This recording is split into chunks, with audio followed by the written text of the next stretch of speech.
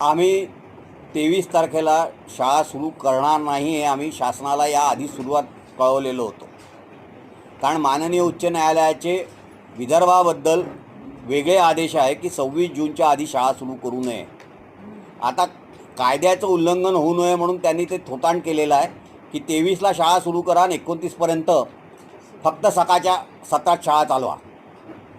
पण आमचे जोपर्यंत आर्थिक निर्णय आणि इतर निर्णय जे आहेत, बहुतेक आमचे विजेचे दर, आमच्या मालमत्ता करांचे दर आणि आम्हाला आमचं जे थकीत वेतनेतर अनुदान आहे आणि RTA पैसे, साधारणतः 4,000 कोटी रुपये RTA पैसे शासनाकडे थकीत असताना त्यांनी यावर्षी फक्त 240 कोटी रुपये दिलेले आहे.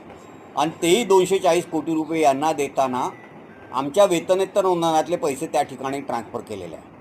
आमचे